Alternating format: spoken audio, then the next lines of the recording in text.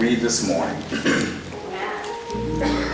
from the book of Proverbs, chapter 18, and beginning with verse 24. A man with many companions may come to ruin, but there is a friend who sticks closer than a brother.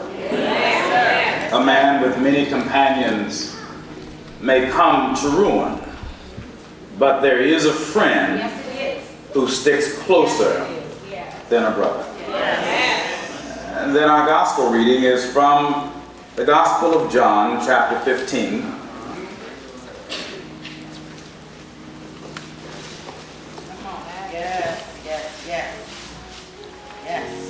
And beginning with verse 13. The Gospel of John, chapter 15, and beginning with verse 13. Greater love has no one than this, that he lay down his life for his friends. Greater love has no one than this, that he lay down his life for his friends. And then finally, the book of Hebrews, chapter 12 and verse 1. In Hebrews chapter 12, verse 1, here's what it says. Therefore, since we are surrounded by such a great cloud of witnesses, let us throw off everything that hinders and the sin that so easily entangles, and let us run with perseverance the race marked out for us. May the Lord add a blessing to the reading of his word. You may be seated. I want to talk about the importance of family and friends. So the question some might be asking is, why have this day? Why have Family and Friends Day? It's more than just seeing folk that we hadn't seen in a while. It's more than that. Why spend the time? Why spend the resources? Why go through all of this headache just to have one day where we see folk that we hadn't seen for a while?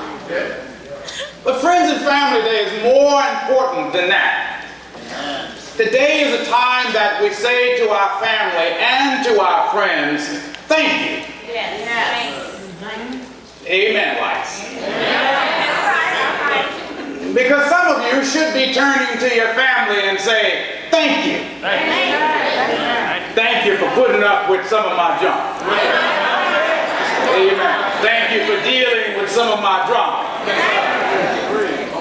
Going out to the DQ is not just the Dairy Queen, but some of us have learned to be drama queens and drama kings. And so today we want to pause and say to our family, thank you. And then some of you got some friends that you need to turn and say, thank you. Yeah, they've had your back. Yeah, they've been there for you. But you might want to pause, and even if they're not here, you might want to call them and say, man, I just want to thank you. Girlfriend, I just want to thank you because you've had my back. So Family and Friends Day is more than just a gathering and saying, we'll see you next year. But it's about letting you know that we appreciate you. We appreciate what you've done. We appreciate family. Now today we understand that for some God has given us friends to make up some of the deficiencies in the family. Amen. Everybody got some Ray-Rays and Pookies in the family. Everybody got some Shanays and Shaniquas in the family. And so God has loved you enough to give you some friends to make up the deficiency. God has blessed us with family who have gone beyond the call of duty.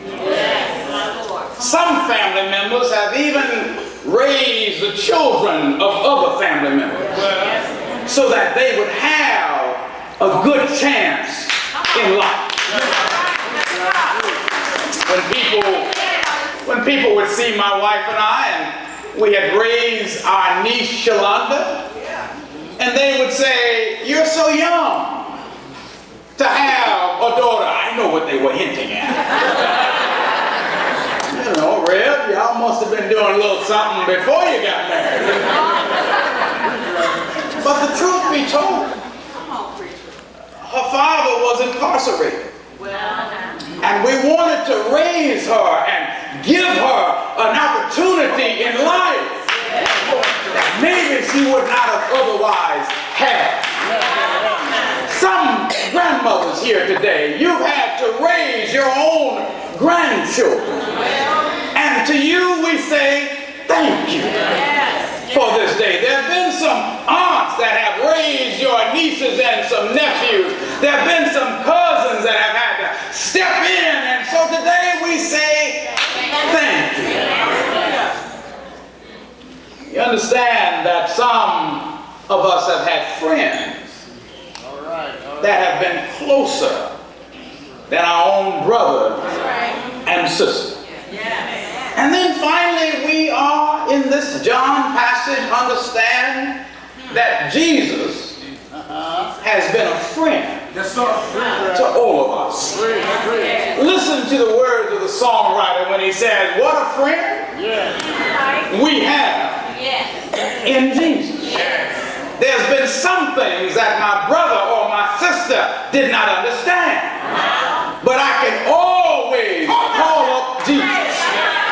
There's been some things that I may have been ashamed to share with somebody, but I can always call on Jesus. So we have family and friends. When I think of family, I think of the folk that have nurtured us. The people that have invested in us. The people that have made sure that we had at least food on the table. Sometimes I get a little annoyed when we look at our families because they don't have all of the bling bling that we want. And maybe your family cannot buy you Jordans. And maybe your family cannot ride you around in an SUV. But baby, they're still family.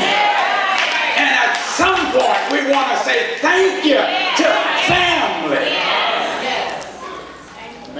Then there are the friends that God has given us. During 24 years in the military, I come to realize that friends were equally important. Because Uncle Sam would send us to faraway places. Japan, Singapore, and Bahrain, Korea. And my family, I don't know about you, but my family, when I said, why don't y'all come visit us in Japan? And my family would get religious quick.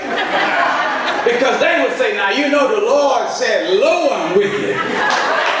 He ain't said nothing about flying in no plane for 20 hours. I'll call you, baby. And so there were times that we learned that even our military friends were close as family. I remember showing up in Japan. We were deployed and arriving in Japan. My family was there. And 2 weeks later, the Navy said, we are deploying you to Australia. My wife looked at me and said, and what in the world am I to do? I don't speak Japanese. I don't write kanji. So how in the world am I going to get around here, bro, man? While you down in Australia? We had a good friend, Chief Warrant Officer George Martin. In fact, as I was writing this sermon, I called George yesterday. He lives in Yuma, Arizona. Retired Marine Corps. And after I had to get through all of his Marine Corps jargon, all of his Marine Corps bravado, reminded him that he was the one that helped my wife settle in a foreign land. You understand that God has given some friends. God has given you some folk that have your back. And there are times in which you must distinguish the friends that God has not given you. You must understand that there are three types of folk that'll hang around you. There'll be those close friends, those confidants that you can tell things to. And some of you got some friends now, and I'm going to pray for you at the church, that you hope that friend never drop a dime on you.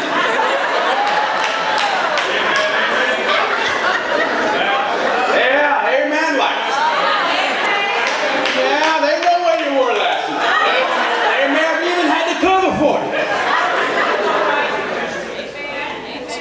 And then there are those people that are merely constituents. They are with you as long as y'all have something in common. They're with you as long as they can get something out of you. They're with you as long as you're going along the same road. There may be you may have a drinking buddy, but the problem is when God delivers you from drinking, now you got a problem. Maybe those folk are merely comrades. They'll come to you for a common cause. Yes, sir. And that's about it. After the common cause is over, they go their way. But today I want to talk about those family folk and those friends that have stuck with you, that are not just companions, but they've stuck with you, like Proverbs said. They are closer than a brother. Like Jesus said, a friend that will lay down his life for you. It is those people today that will pause to say, thank you. Because the truth be told, you didn't make it by yourself. Somebody has mentored you. Somebody has helped you. Somebody has loved you. Somebody has forgiven you. Somebody has helped you along this way. At the end of the day, we pause today to say, thank you. That's why we're wearing these blue t-shirts. It's not because I didn't wash the laundry and this is all I had left. Because we want to pause to say to every one of you that are here today, we acknowledge you, we thank you for being friends and family and connected to Progressive Baptist Church. We honor you, we praise God for you today.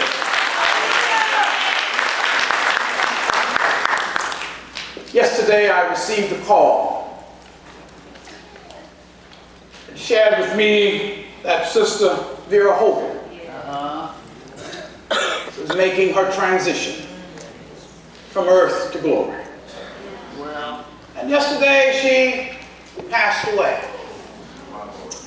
As I received a call and I was talking to Brother Pipkin on the phone, and he shared with me an interesting story, and I said, Lord, you just do all things well. And in our conversation, he was sharing with me their friendship, their family friendship. He said to me, he said, I've known her and her husband since 1963. He said, she and her husband were godparents to all of my children. Let's talk about friendship. He says, when we came here, they opened their doors and literally helped us get on our feet. Let's talk about friendship. He said there are times in which we didn't know how we were going to make it, but they always encouraged us and helped us along the way. Let's talk about friendship. He said, even with family, she was always our family. You know, when God gives you friends, you sure enough have friends. And I thought about on this day, and when I think about Hebrews chapter 12 and verse 1, and Paul says, since we have this great cloud of witnesses that is cheering us on, and I just want to say this morning, I believe that Sister Hogan is looking down on Progressive saying, keep on moving, church. Keep on holding together and keep on being friends.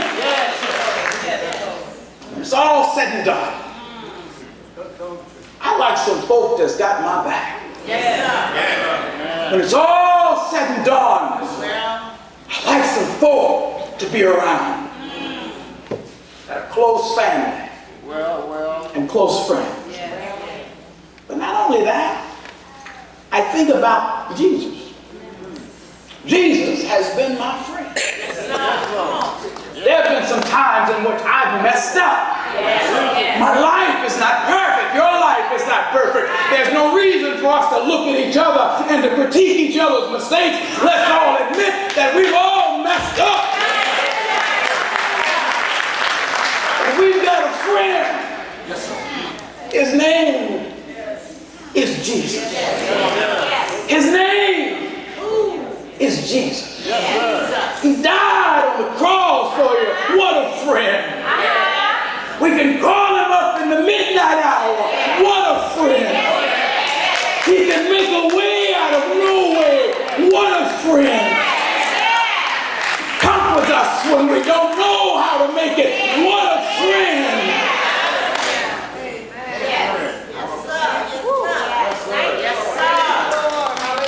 As a young lady, I wish she were here today. Anita Baker, not the singer, but we grew up in Harvey, Illinois. And at 17, she had a baby out of wedlock. And a lot of people turned their back on her as a result. She talks about her relationship with Jesus. She says, first of all, that Jesus was able to forgive her. Even when she was dealing with baby daddy drama, that the Lord was able to give her peace. And she says in her testimony, she said, I saw God do some crazy stuff.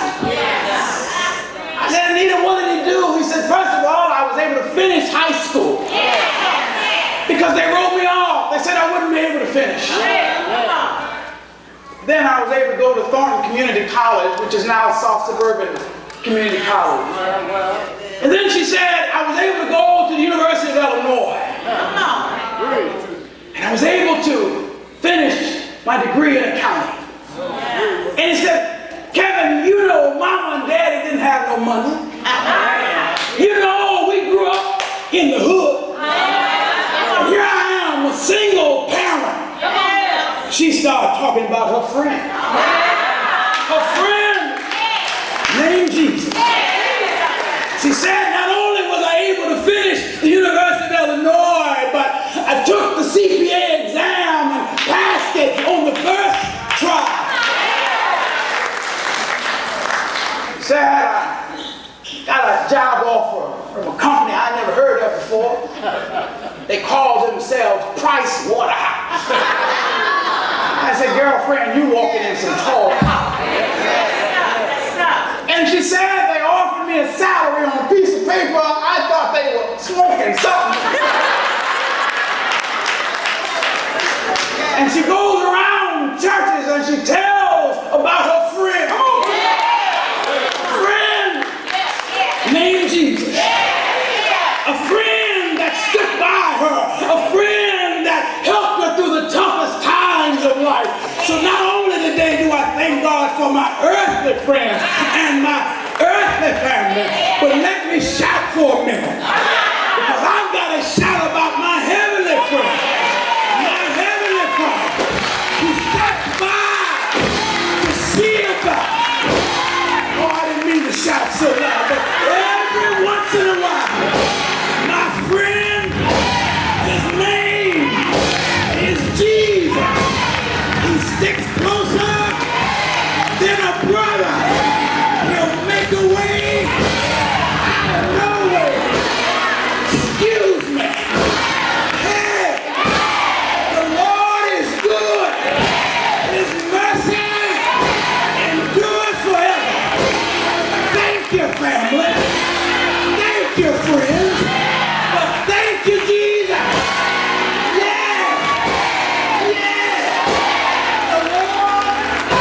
Is my friend. Every now and then, I've had to call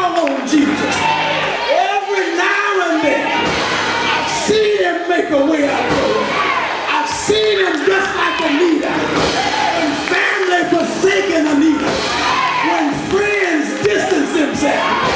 Jesus showed up and said, girl, I got your back. I'm more than the world against you. I can make a way out of no way. Yeah. Yeah.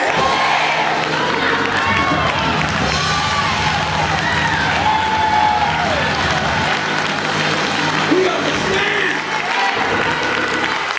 God will give you some friends. Now, some of you, God has really given some friends. And don't you let this day go by without saying, whatever you call your friend, your road dog, ace boon coon, whatever you say, whatever nickname you give, don't let the day go by without saying, brother, sister girl, I want to thank you for being my friend. Amen. And you know what's so great about it? Now don't think that you all that in a bag of chips. Because some of us can be sure enough road lizard crazy. But we got some friends that still stick with us. And sometimes your friend might say, you know, I don't know why I'm your friend. But you just let them know that God put us here. But then not only do you want to thank your earthly friend, but every now and then, I know you're ready to eat some barbecue and fried chicken. I understand all that, but every now and then, you might want to thank your heavenly friend. Thank God for watching over you all night long. Thank God for making a way out of nowhere. Thank God that He woke me up this morning and started me on my way. I wish somebody would join me and just giving God some praise. Thank you. What a friend we have. He's all right.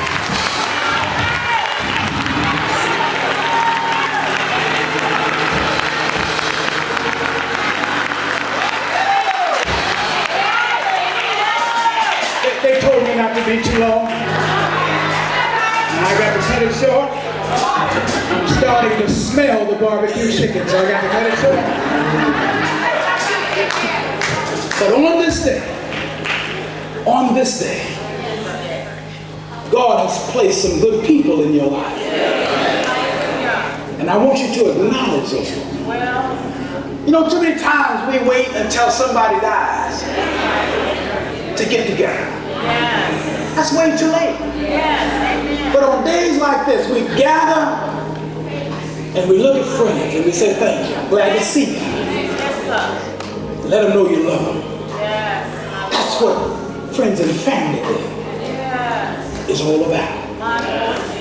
The doors of the church open right now. The doors of this church open right now.